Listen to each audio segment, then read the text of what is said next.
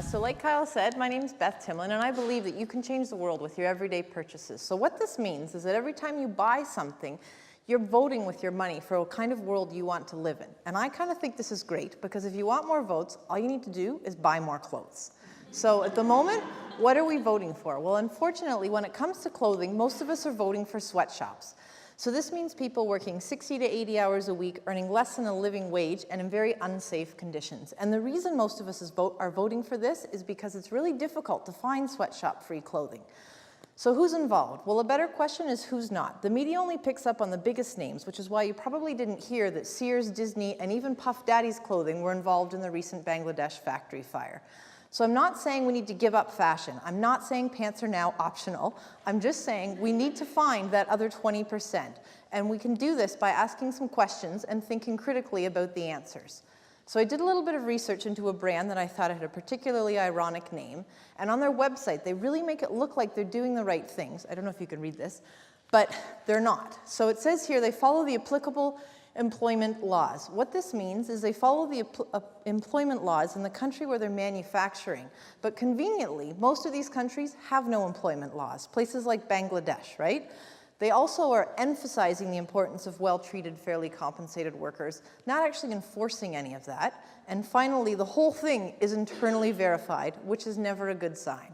So with the increasing amount of sweatshops out there and social washing, it's really important that we learn how to vet our clothing and ask questions about where it comes from. So social washing is when a brand makes an ethical claim about themselves, usually just for marketing purposes. So you just need to ask yourself if they're doing as much good as they really say that they are. So if they're giving something away, let's say shoes, we want to ask, could they really be doing better? Instead of just giving these people shoes continually, could they say be employing these people so that they no longer need handouts and they could make these shoes? So a great example of a company doing just this is a Liberté. They manufacture fantastic men's shoes and women's in Africa. They're providing their employees with a fair wage, and not only this, their employees are getting things that are otherwise unheard of in Africa, things like a maternity leave.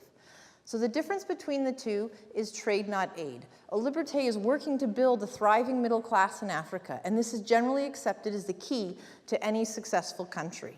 So instead of sending aid, what you do is you buy yourself a new dress consciously, and now we've both won.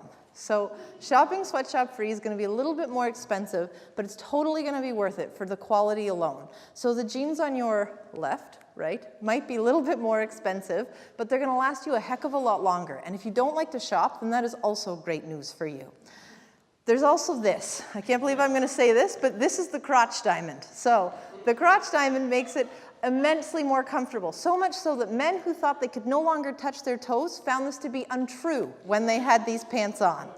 And this comfort and quality is further increased if you can find the ultimate, which is organic sweatshop-free clothing. So a regular cotton t-shirt is going to last you about 10 to 20 washes before the fibers start their slow breakdown. An organic cotton t-shirt is going to last you for about 100 washes before that happens.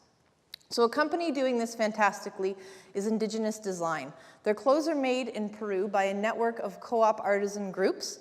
And as if that wasn't enough, they also make all their clothes with eco-dyes, so this means that they last a little bit longer than the rest. Another great example is Elroy Apparel. They manufacture in Bali, and they work with different networks of small communities there. So instead of sending aid to these communities, they're providing them with the employment and the trade they need to survive and thrive on their own. Ann and Consuelo of Local Buttons have gotten even more creative. They've actually managed to turn aid into trade. So 60% of the aid that arrives at a disaster site is actually unnecessary, and it takes up valuable resources to deal with this. In Haiti, this takes the form of a surplus of donated clothing. So what they do is they've hired local Haitian tailors to take this clothing and make it into these beautiful pieces. So imagine you don't send aid to Haiti, you don't donate to somebody. Instead, you buy yourself a super cute little vest, and again, we're all winning here. So somebody else doing this is Mata Traders. They're in India. They hire people like Hershali. Her parents died when she was very young, leaving her and her sister in her grandmother's care, and her grandma couldn't find work, so they continued to live well below the poverty line. Mata hired her at 17. They gave her skills training. She received things like health care and child care for her siblings. And she was soon able to earn enough money to send the 3 of them to school. So instead of sending, you can help people like her, instead not sending aid, but purchasing consciously with your money. And if we all talk about this and share these ideas and where we can get these kinds of clothes, we can really make a difference. And so if you're ever unsure, I leave you with this. In matters of style, swim with the current. In matters of principle, stand like a rock. Thank you.